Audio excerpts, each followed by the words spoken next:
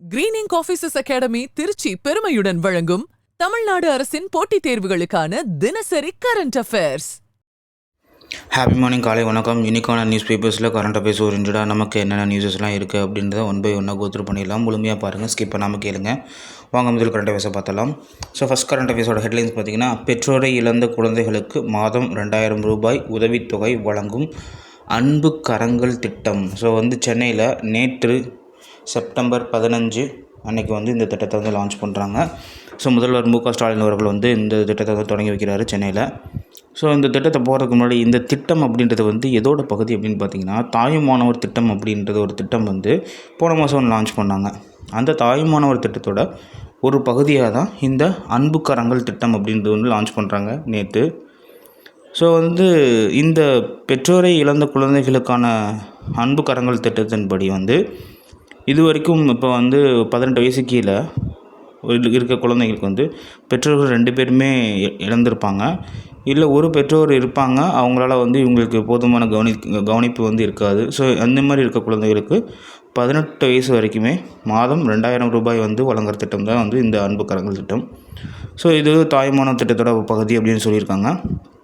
அப்போ தாய்மானவர் திட்டம் அப்படின்னா என்ன அப்படின்னு பார்த்தோம்னா, ஸோ ரொம்ப ஏஜ்டானவங்க, மாற்றுத்திறனாளிகள், இவங்களுக்கெல்லாம் இல்லம் தேடி ரேஷன் பொருட்களை கொண்டு சேர்க்குறது இந்த தாய்மானவர் திட்டம். இது ஸோ ஆகஸ்ட் 12 லான்ச் பண்ணாங்க.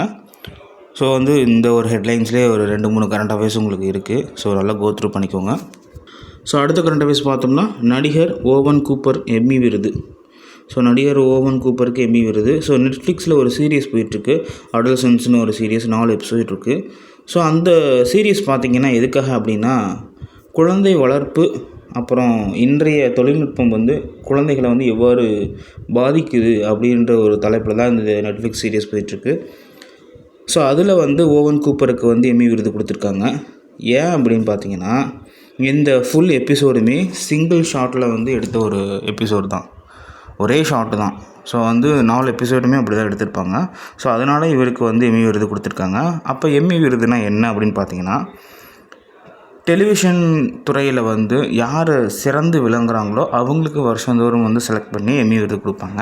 இது எப்போ இருந்து கொடுக்குறாங்க அப்படின்னு பார்த்தீங்கன்னா, ஜனவரி 25, 1949 கொடுத்துட்ருக்காங்க.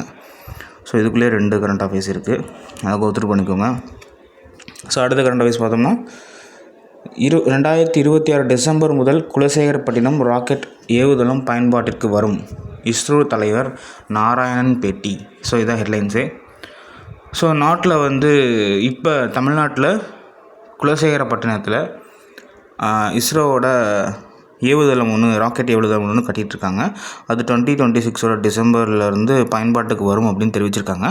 அப்போ இதை தாண்டி இந்தியாவில் என்னென்ன ராக்கெட் லான்ச்சிங் பேட்ஸ் இருக்குதுன்னு பார்த்தோம்னா, ஸோ ஃபஸ்ட்டு பார்த்திங்கன்னா சதீஷ் தவான் ஸ்பேஸ் சென்டர் ஸ்ரீஹரிகோட்டாவில் இருக்கிறது, ஆந்திர பிரதேஷ். இது second Thumba equatorial rocket launching station Thiruvananthapuram கேரளாவில் இருக்குது. ஸோ அதுக்கு அடுத்தபடியாக இப்போ குலசேகரப்பட்டினத்தில் ராக்கெட் ஏவுதளம் அமைக்கிற 2026 பயன்பாட்டுக்கு வரும் அப்படின்னு அறிவிச்சிருக்காங்க டிசம்பரில்.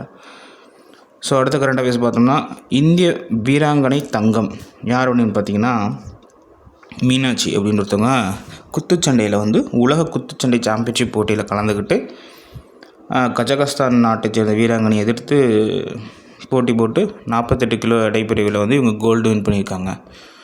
ஸோ இன்றைக்கான மேஜர் கரண்ட் அஃபேர்ஸ் இவ்வளோ தான். நாளைக்கான கரண்ட் அஃபேர்ஸ் நாளைக்கு பார்ப்போம். தேங்க்யூ.